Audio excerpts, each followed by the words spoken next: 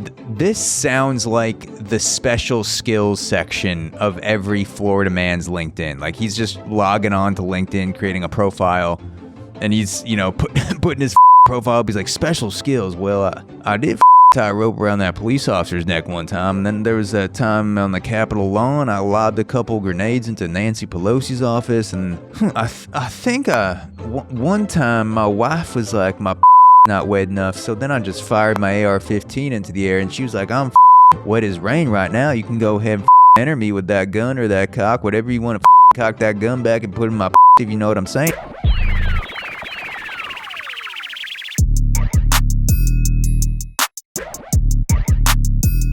Ladies and gentlemen, welcome back to another episode of Zach Reacts. I'm feeling good.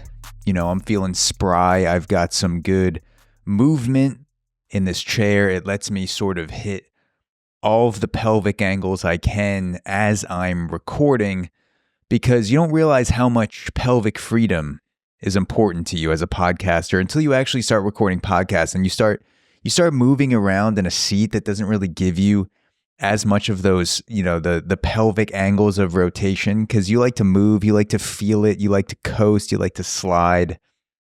And then all of a sudden you find yourself in a chair and you go, oh, that's what it feels like.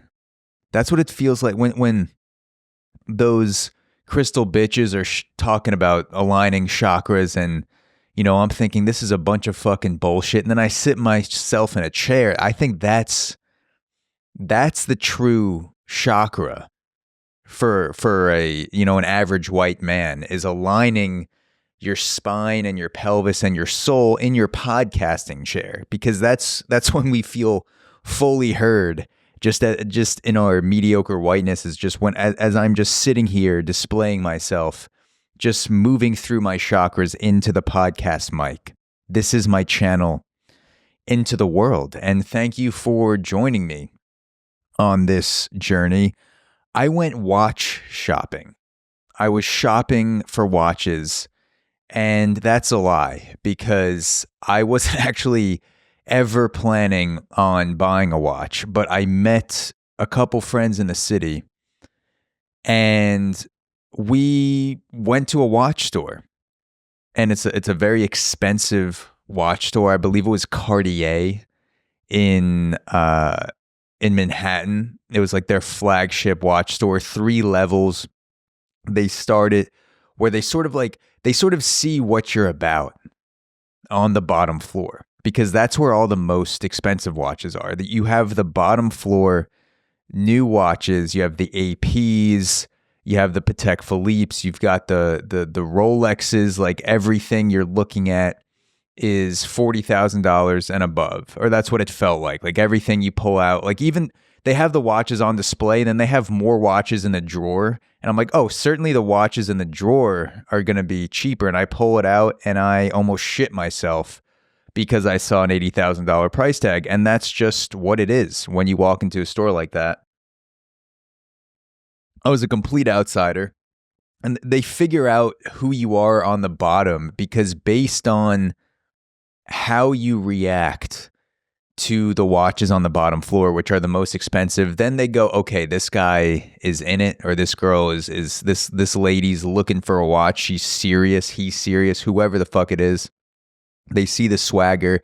They see if you're taken aback by the price tag. Someone comes over you, offers you a champagne or an espresso, and that's when they find out if you're the real deal. And I was not, so I made my way up to the second and third floor, where they have they have like the main floor, and then there's a certified pre-owned floor below that, and then there's like a top floor with still really good watches, but Omegas, other ones that aren't going to be $30,000, $100,000. So it's like they get you into the main floor, then they're like, all right, this guy's serious.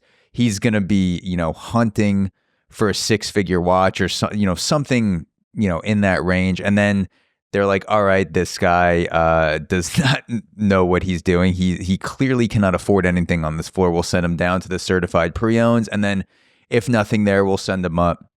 So I did this whole journey, and I have to admit, I have to admit, before walking into the watch store, I've never been a watch guy. I own, you know, uh, like the Instagram watches that you see advertised, those movement watches. I have a couple of those, and they look nice, but they're not feats of technological advancement in the watch game. They're not impressive. They look nice, but like the actual making of the watch, it's just putting parts together from China and shit like that. Like this store is beautiful handmade watches where the craft has been perfected over centuries, and you're walking, basically through like this time portal of watches, 3 floors, because you don't realize that Rolexes, they pretty much look this. Like if you look at old watches, they change very slowly over time. So you're looking at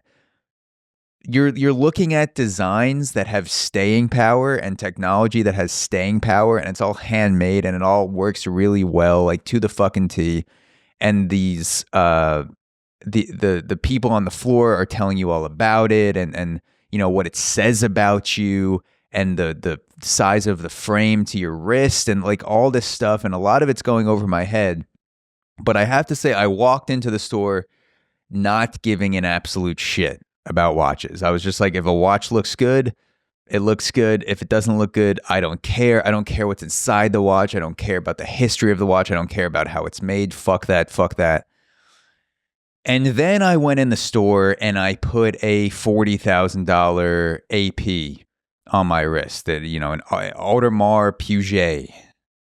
And I have to tell you, I see why people commit war crimes, because I'm talking like as soon as this watch hit my wrist, and like I felt the weight of it, like it has a different feel from, just like an average watch that you'd buy online that's a few $100s. Like I put this AP on my wrist and I understood why generals just go, oh yeah, take over this country. We need more resources. Yeah, no, it's fine.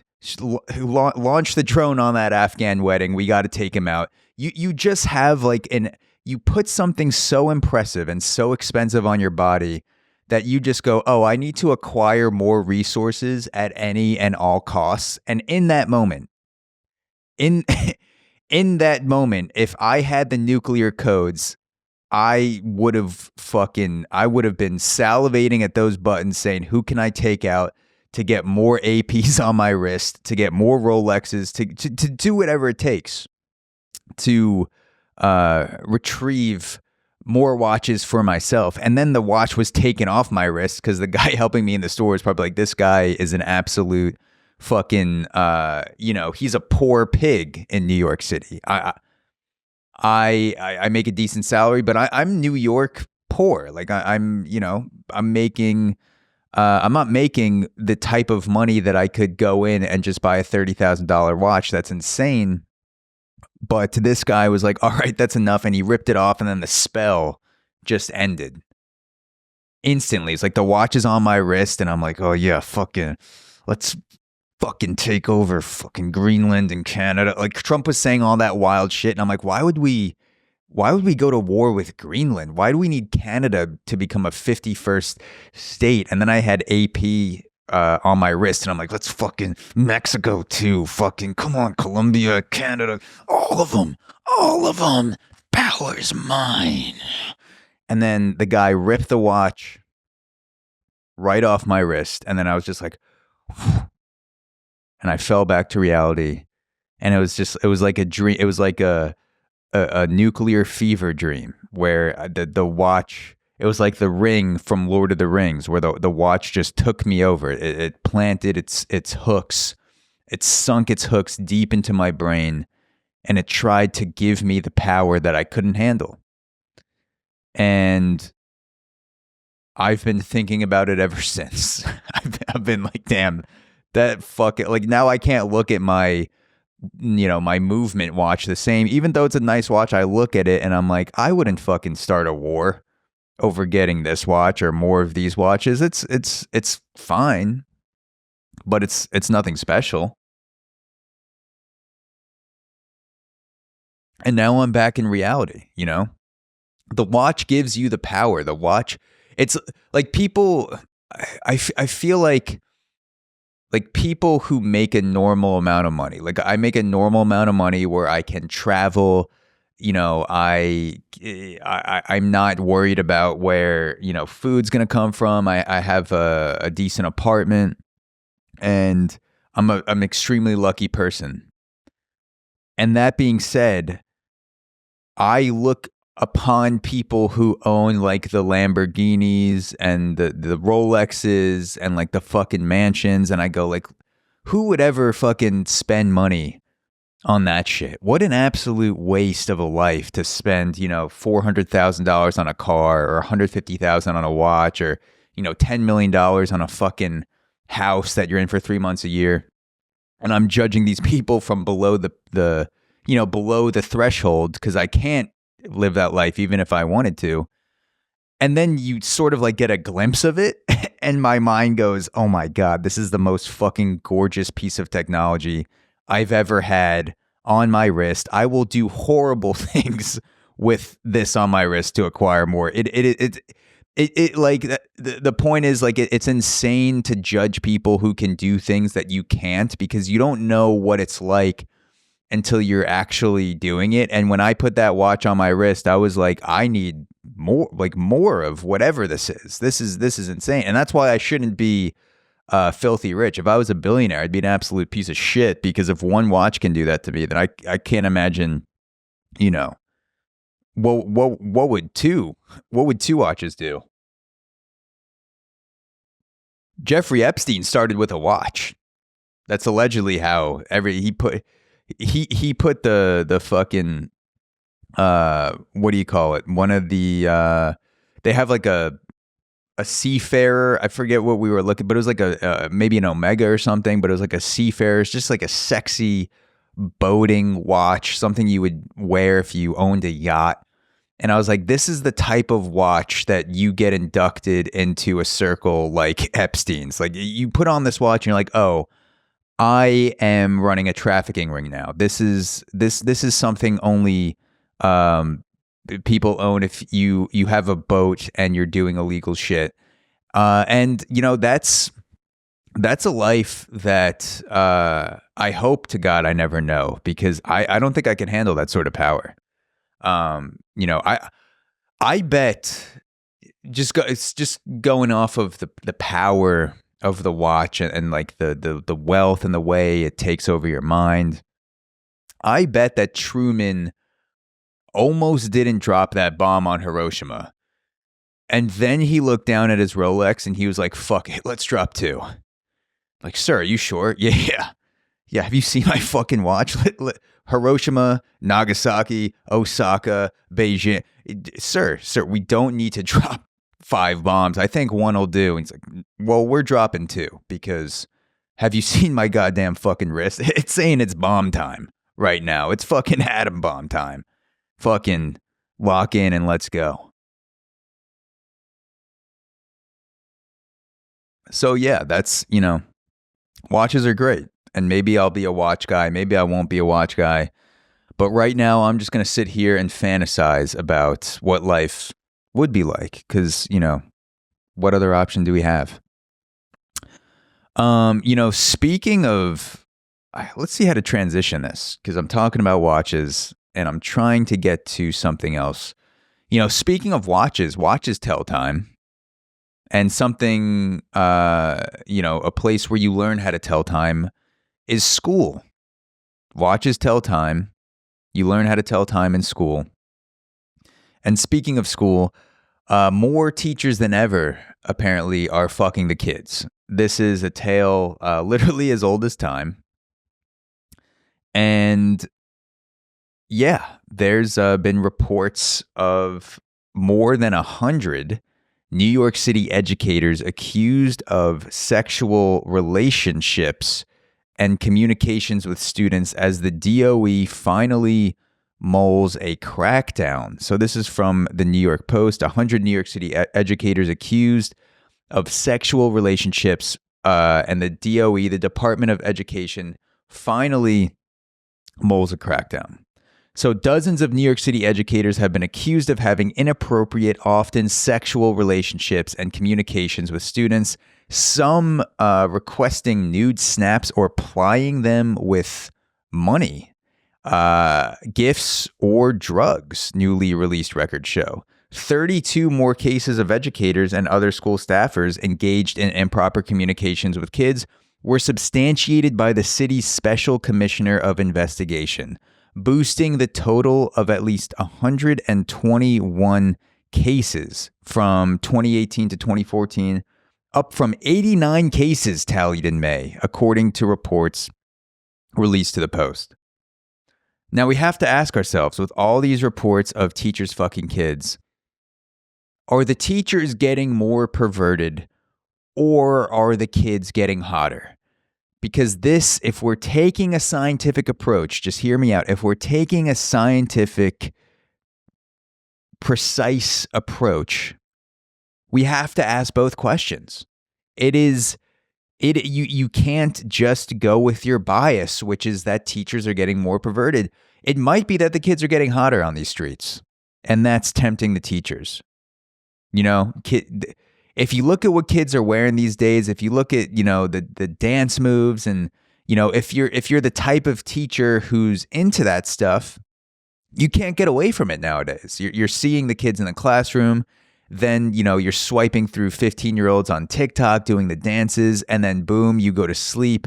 You're dreaming about it as a perverted teacher. Then you wake up in the morning, you're sipping coffee, and the fucking foam in your latte from Starbucks makes the shape of a teenager doing a TikTok dance. And then you go to your classroom and there's more kids and they're just fucking wilding out in the streets, in the school, everywhere. It could be either one. We really don't know. And as scientists here on this show, we really do have to take the scientific approach. It could be that the teachers are getting more perverted. It could be that the kids are getting hotter. It could be a combination of both, and we'll just have to read more of the story to find out. And I mean, look, to be fair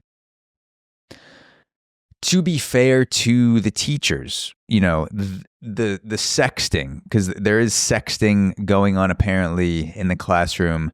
32 more cases of educators and other school staffers engaged in improper communication with kids. To be fair, the sexting with the students may have been an extra credit assignment. We don't know. We don't know what was going on in the classroom. Maybe it was a teacher that proposed, hey, I will give you guys some extra credit.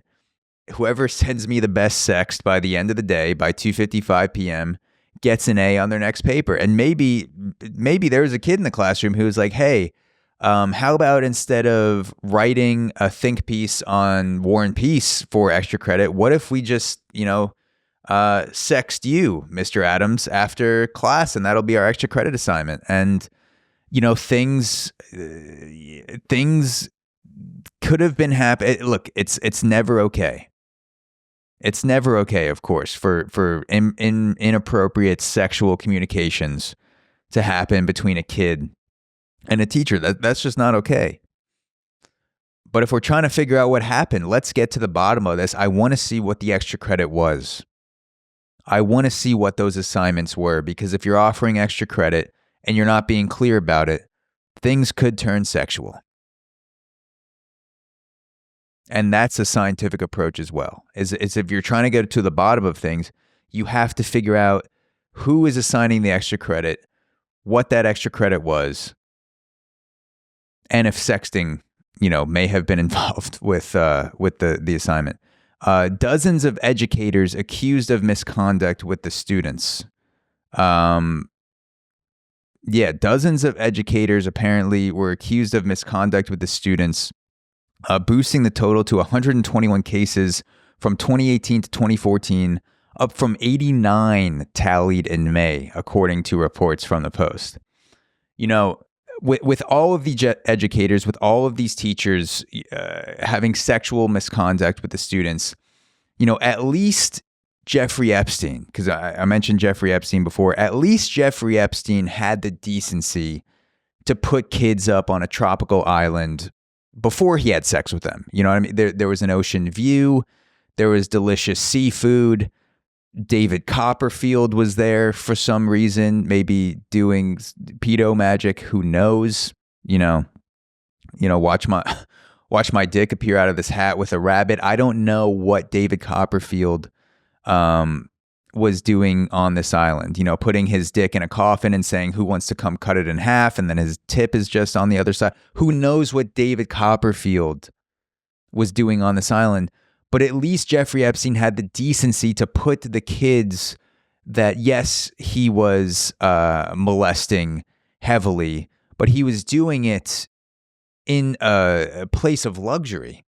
And look, again, I shouldn't even have to say this. Obviously, it's wrong for teachers to molest their kids. It's wrong for a sex trafficker, a high-level financier perv to molest kids. But if you're going to do it, the guy who gives the kids the yacht and the island and the oceanfront view, he's got to be ahead a little bit than the teachers. The teachers are banging kids in dusty classrooms and parking lot cars. I'm not saying a competition, but I'm not saying it is a competition, but if it was, Jeffrey Epstein's in the lead right now. He's ahead of the teachers in terms of, the kid molestation HR department. Jeffrey Epstein's giving better conditions for sure. And this is why we need to pay the teachers more so that they can stop being so cheap when they're banging their students. That's a win-win for the teachers and the students. The students are, they're getting banged in better conditions. Maybe the teacher's able to now spring for a hotel room instead of a dusty Motel 6. And the teachers are now making more than $40,000 a year. And I've been saying this for years. Teachers need to get paid more. The teachers need to get paid more so they can start banging their students in better conditions. I don't know how many more times I can be a teacher pay advocate without people listening. And I've been saying this for years. I've been pro-teacher for years. Special Commissioner Anastasia Coleman has recommended 54 times from 2019 to 2023 that the City Department of Education prohibit all employees from contacting students using personal cell phone numbers, social media accounts, or other apps. The DOE repeatedly rejected the recommendation, but told the Post it may finally tighten the rules. So this lady, she was not lazy. Special Commissioner Anastasia Coleman recommended 54 times from 2019 to 2023 that, we should stop teachers from doing sketchy things to the students. And I did the math on this. 54 times in 4 years. That's 13.5 times per year.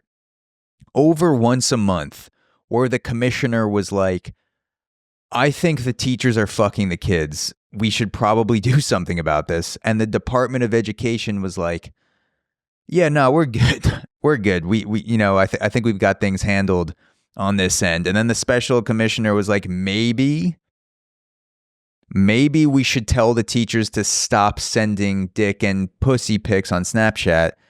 And the Department of Education was like, well, technically that's anatomy. So it is educational, if they're getting these pics. We might want to, see what the educational benefit of these pornographic snaps are from the teachers. So, shout out to Anastasia Coleman for trying. Like, goddamn, 54 times in 4 years saying like, yeah, I think we have a kid fucking problem in the school. And the teacher was just like, yeah, I think we're good. Oh, the Department of Education was like, yeah, we're good. I don't know why. Can't imagine why you'd think that. Then 53 messages later, they're just like, yeah, okay, I could kind of see, could see your point, Maybe we've let it get a little overboard with 114 cases to date this year. The one thing that I can't stop thinking about, the one thing that I can't get over with this scenario is, how have schools banned plastic straws but not kid fucking? Because it seems like you would start with banning the kid fucking, and then 1,000 items down the list, it would be like, all right, let's ban the plastic straw. Like if you bring it up at a meeting and you have a school district roundtable, and you have items of discussion, and someone says, hey, yeah, I found Sally in the bathroom crying, saying she was getting abused by Mr. Bruno after school the other day. We might want to run an investigation into the history department. And the Department of Education chair is just like, okay, does anyone else have something? And another guy's just like, yeah, what about the plastic straws? I feel like we should get rid of those. Maybe we should switch to paper. I'm just thinking. And then the DOE's like, you know what? I'm hearing what you said about Mr. Bruno molesting that kid, and I'm going to dedicate some more resources to figure out why the hell we haven't banned these plastic straws yet, because that is why Mr. Bruno is so pissed, because he's an environmentalist. He sees these plastic straws. It makes him angry. He goes, why are we still using plastic straws in schools? These are going to kill the turtles. I'm angry. I have to take my anger out on someone. And so I molested a student. And if we get rid of the plastic straws, we get rid of the molestation. And apparently that is the DOE's logic train there. Apparently they're nailing the plastic straw ban while teachers continue to nail the students.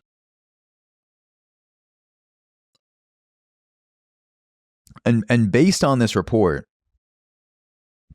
it's like I feel like it's not every teacher, but I feel like every teacher is sexting students. Like this is, it just feels like this with the reporting. Like imagine being the one good teacher who's using their phone for an actual emergency. Like imagine you're like the one teacher in the school who's not molesting kids as an extracurricular, and you're using your phone for an actual emergency, and you're like, I swear I'm just calling the number on file for Erica because her mom said she never came home from school. Like this is an emergency. And the DOA is like, sure, Mr. Camito, or should I say Mr. Capito, we gotcha. And you're like, no, I am calling a student because she may be in trouble. Her mom hasn't, and you're just like, yeah, okay, who texts students, Mr. Capito? And you're like, every teacher in this school, because they're all fucking kids except me. I'm the one who and I'm just like the imagine being the one teacher getting caught, and it's like, no, I was actually using it for good. Like I'm not a pedophile. I am actually using a student contact number for a good reason. And then, that would be that would be a hilarious situation, not for the teacher, but just like as a third party where you're like, yeah, Mr. Camito was like the actual good guy on the staff, and now, he's getting taken out for actually using a student's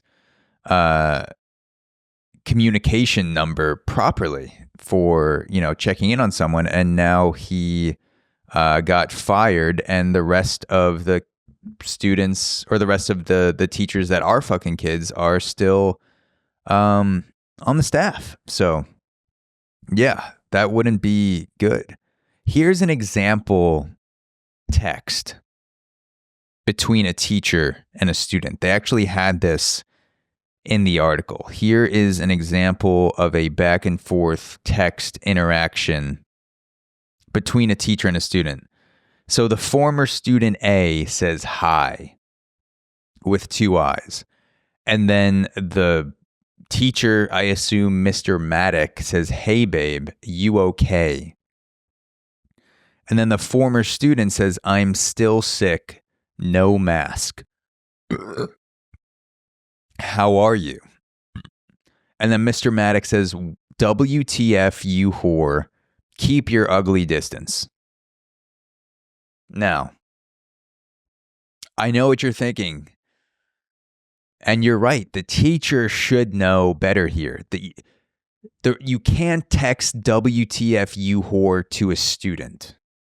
That is unacceptable because it sets bad abbreviation standards with writing. You just can't send WTF. You send "what the fuck, you whore." That is a much better way to communicate with a student and also take account of the fact is that you don't want them to get in bad habits with texting abbreviation. So obviously this teacher is out of line sending that message. Then the conversation goes on. The former student says, "I will send it through Discord. OMG." I guess talking about some message or nude, I guess maybe the teacher asked for. Mr. Maddox says, "Closed account, don't bother, thank you. I think things about your appearance." And the former student A says, "Good or bad?" And then Maddox says, "You know good, always good, too good maybe. So secret time, you keep your mouth shut. Okay?" Now the teacher says, "I think things about your appearance." And this is a positive. This is a better text from the teacher, I think, because he's teaching the student the art of suspense. You're building suspense. You're saying, "I think things about you." It's almost like a neg. And you're saying, "I'm not going to tell you what I'm thinking or what type of things, but I'm thinking those things about you." And she says, "What things?" And that's when you drop the hammer and you say good or bad. And then at the end of this, I don't know why, but when the teacher says, "So secret time, you keep mouth shut, okay?" question mark.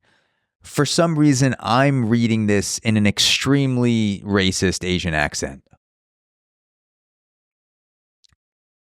"So secret time, you keep mouth shut, okay?" "So secret time, you keep mouth shut, okay?" "You keep mouth shut, okay?" You get chicken chow mein, fang lao shi. "You keep mouth shut, okay?" And that is a racist thought. And I don't know why. I don't know the entire conversation. I read it in, my own voice. And then I got to the end and he says, "So secret time, you keep mouth shut, okay?" And then in my head, just in the snap of a finger, I went, "So secret time, you keep mouth shut, okay?" And I can't unhear it. "You keep mouth shut, okay? You keep mouth shut."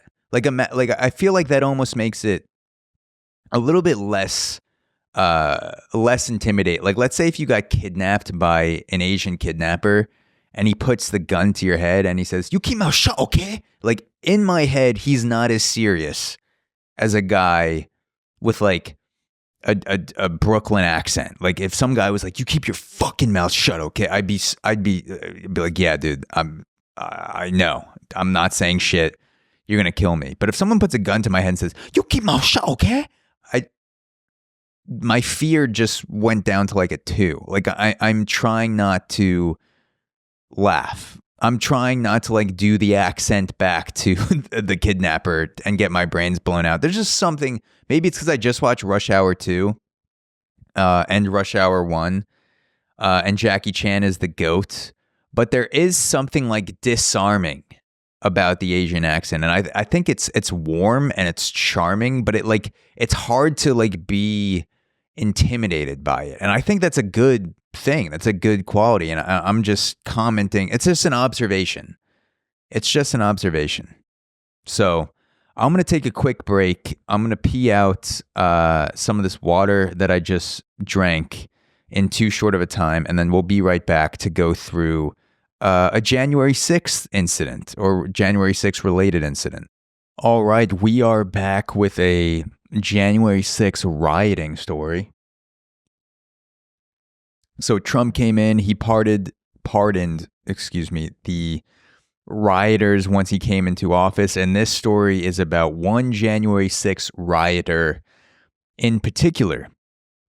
And this is from ABC News. It says January 6th rioter whose case was tossed after Trump pardoned him on sorry, I can't read. I'm still horned up from that teacher kid story. Teachers fucking kids.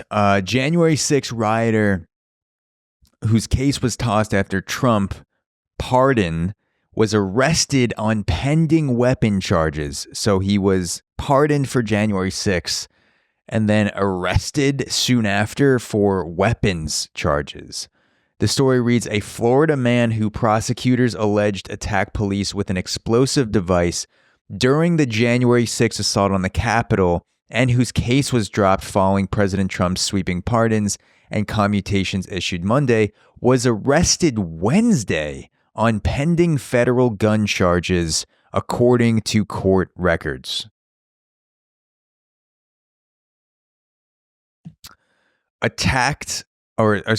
Pardoned on Monday, arrested on Wednesday, and his case was pardoned for he was pardoned for attacking police with an explosive device during the January 6th assault on the Capitol.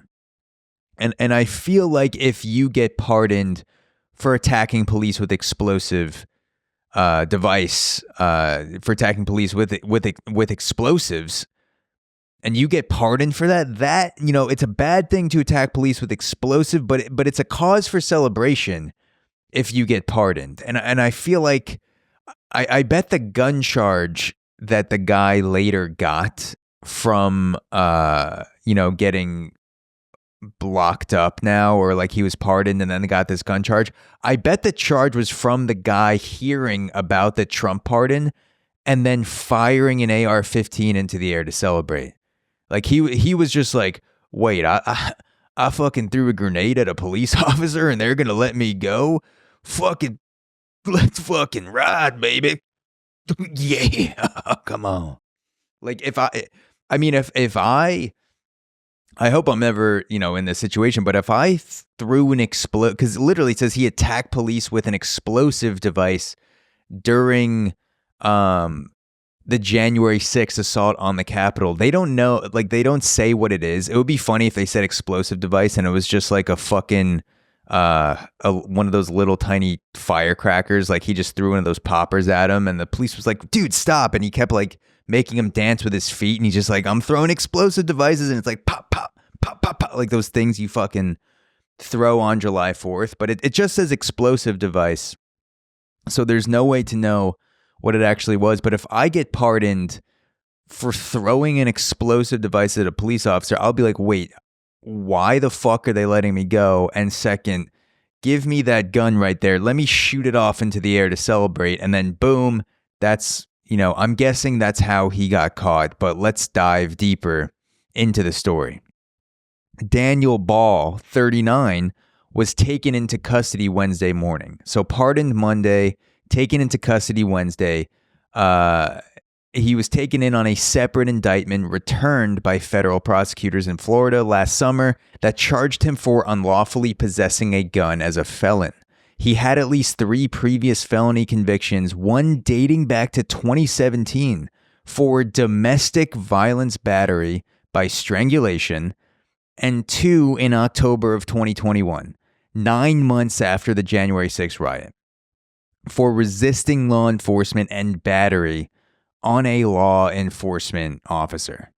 Now, if you put all of these together, all of the charges that this guy has, possession of a weapon, domestic violence, strangulation, beating an officer, this sounds like the special skills section of every Florida man's LinkedIn. Like he's just logging on to LinkedIn, creating a profile, and he's, putting his fucking profile up. He's like, special skills. Well, I did fucking tie a rope around that police officer's neck one time, and then there was that time on the Capitol lawn I lobbed a couple grenades into Nancy Pelosi's office, and I think one time my wife was like, my pussy's not wet enough, so then I just fired my AR-15 into the air, and she was like, I'm fucking wet as rain right now. You can go ahead and fucking enter me with that gun or that cock, whatever you want to fucking cock that gun back and put in my pussy, if you know what I'm saying. And I'm just trying to make a LinkedIn page right. I feel like that is what I would find if I just went to LinkedIn and typed Florida man. This is what I would find in the special skills section. And, more power to you. You have to use, people don't realize how tough the job market is in today's society. You have to use what you have. And, if you're on Excel, if you have a Microsoft Excel accomplishment on LinkedIn, good for you. If you're good at PowerPoint, if you have a lot of fine recommendations from, people in the finance space and that just sort of move around money and no one knows where it's coming from, but everyone's getting richer that does jobs adjacent to that field, and they write some kind things on your LinkedIn profile and say, hire this person, as a financial analyst at Bear Stearns, which I think is bankrupt. I don't even know. But you got to use what you got. And if you don't have those recommendations, you don't have the fucking the 5-star Microsoft Excel accomplishments on LinkedIn, but you could fucking lob a grenade through Nancy Pelosi's window. Put that on LinkedIn, because that shows accuracy, that shows follow through, and that shows leadership, that you broke through into the Capitol and you led a group of your peers. That is what employers are looking for. The story goes on. It says Ball was among the few defendants being held pre-trial in connection with his January 6 case after prosecutors accused him of an explosive device to assault officers trying to protect the Capitol in the Lower West End Tunnel. Ball further was allegedly seen on video joining rioters in an unsuccessful attempt to break through a police line before retreating to throw, quote, dangerous weapons at the line of officers. So he tried to break through the police line, then retreated, and then threw weapons at the officers, which I'm guessing was the explosive device. This sounds like a guy who just rushed the police line and then spazzed out, and he's like, oh shit, and then just threw a Molotov cocktail over his shoulder. Like he fucking thought he was about to be Rudy through the fucking O-line, and he's just charging through the police officers holding like fucking C4 Molotov cocktail, whatever the fuck he has. And he gets to the police line and they just easily push him back with the shields. And he goes, and then he just throws the Molotov cocktail and just fucking boom. It doesn't go anywhere near the police. And they're like, that was embarrassing. We should probably arrest that guy. And they did, because A, it's illegal to do that, but B, they probably also felt sorry for him and were like, if we arrest him, he'll probably, maybe he'll get his shit together and turn his life around. Then he got pardoned, and then he shot a gun into the air celebrating that pardon, and now he's back where he started. So, think about that, folks. Next time you try to do a QB sneak through the police line and get stuffed, make it through the fucking line or don't do it at all. That's what I got to say. If you're going to do it, if I was a police officer and I saw someone rushing the line, I would be like, let's fucking go. If you don't, it's like that scene in Gridiron Gang with The Rock, and he keeps giving that one kid the ball every single time. He says, line up, and no one's going home until you fucking run through me. And it's been like fucking 45 minutes. They're out on the field. This high school kid is trying to run through The Rock with a football, and The Rock pushes him to the side every time, just flicks this kid away like a fly. And then eventually the kid fucking runs through The Rock and pushes him on his ass. And if I was a police officer and I was holding a SWAT shield and I had my fucking riot gear on, and the guy tried to rush through the line and he missed, I would pick him up. I would hand him back his Molotov cocktail, and I would say, run fucking through me again, because no one's going home from this riot until you put me on my fucking ass, boy. You got that? Put me on my motherfucking ass, boy. And I would say again, And then he'd miss, and I'd say again. And then he'd miss, and then I'd say again. And then finally, he would just fucking dig deep down in his fucking red, white, and blue soul. Just all the fucking QAnon anger just coming out. And he'd push me on my fucking ass in my riot gear. And then the January 6th rioters would unite with the police officers, which would unite with the politicians that are being trapped under the Capitol. Nancy Pelosi slapping her boobs around going, everyone's having a good time. She's just whipping her tits in rioters' faces, police officers' faces. And then there's just a fucking January 6th orgy gets released on OnlyFans. Fucking Pete Buttigieg is railing out Matthew McConaughey. I don't even know why I said Matthew McConaughey. I was trying to think of Mitch McConnell. Maybe Mitch McConnell's watching and he's jerking off in the corner and he thinks, this is going to be the last time I'm ever going to be alive because I still stroke out. So he's just watching fucking Pete Buttigieg butt fuck Matthew McConaughey. And that's the power of running through the line. The power of running through the line. And that's what I want to leave you folks with today, is to feel that power to finish it. Because this guy might not be in jail if he just ran through the fucking police line and he fucking called upon his strength and he fucking decked that officer, and that officer would go, you know what? I fucking respect it. I've seen Gridiron Gang. I know what you're doing. I'm the Rock. You're the kid. You go accomplish your fucking QAnon dreams. And that could have happened. So if you're going to run through the line, fucking run through that line, whatever it is, your financial troubles, relationship problems, trying to get in shape. Maybe you're in a lesbian relationship and your partner doesn't clean off the toys properly. That's, maybe you need to run through her and tell her what's up and say, if you're going to use my fucking toys, you better wash that fucking shit. Or that's going to be the last time I fucking peg you. You're going to be the one using your strength on me if you don't fucking get your shit together. I'm going to make you do the work. And that's a situation that I'm sure happens in the lesbian community. Maybe you got in a road rage incident with a guy and, he got out of the car and he said, fight me right now like a fucking man. And you fought him.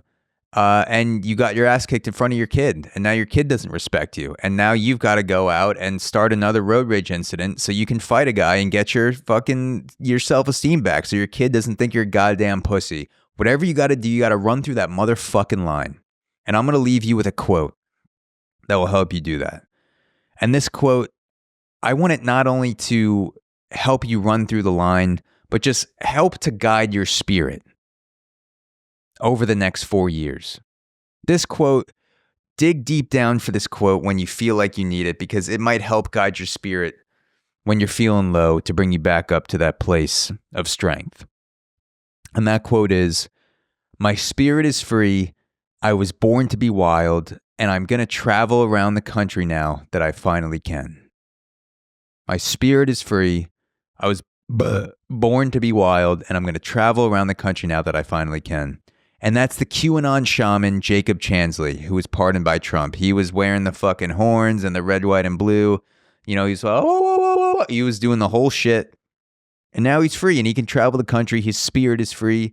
His body is free. He's out there. He can, fucking be a psychedelic shaman if he wants now. He doesn't have to just be QAnon. He could go to the Amazon, start drinking ayahuasca. Maybe he becomes a Democrat, because that's what I've heard. If you go to the fucking, if you're QAnon, if you're a Republican and you go to the Amazon, you do ayahuasca, you might come back a liberal.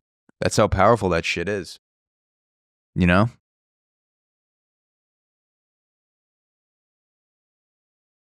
a shaman.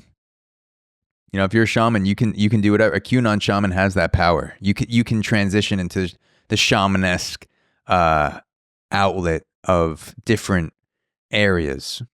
You can be a psychedelic shaman. You could be a QAnon shaman. You could be a sex shaman.